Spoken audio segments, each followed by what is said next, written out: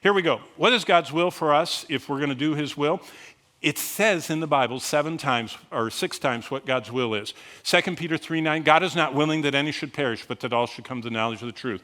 God's will is that people be saved. Ephesians 5:17, for this is the will of God, that you be not drunk with wine, but be filled with the Holy Spirit. It's the will of God, even your sanctification. 1 Thessalonians 4:3.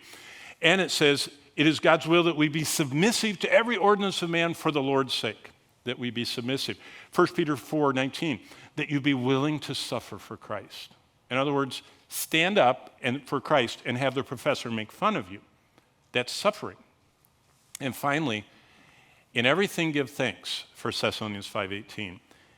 It's God's will that we go through life being satisfied. Did you know the eyes of man are never satisfied? Who said that? Solomon. How many wives did he have? 1,000. How many did he want? 1,001.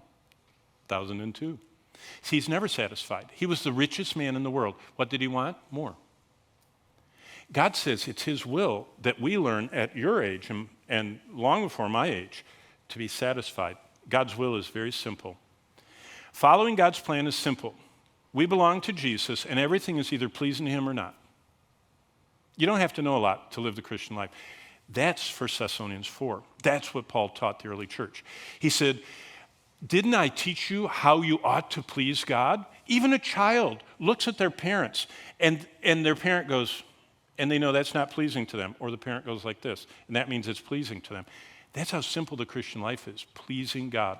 So, how do we please God? Jesus is my creator, so I trust him.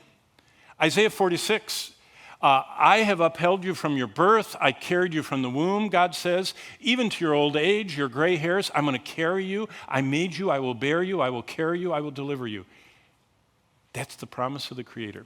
Now, it was to the nation of Israel. That's the primary interpretation. And it's to us because he said, you, and he used plural. He says, you. Am I your creator? Yes. Is God your creator? Yes. He says, I was there at your birth. I know there was an obstetrician. I know your mom was there. Your dad, if he wasn't squeamish, was there too. Who else was in that room? God. And when you were born and when I was born, he said, I started carrying you. You ever seen that picture, the footsteps in the sand and all that? It's trying to illustrate this idea that when we can't go on, it's Christ that carries us.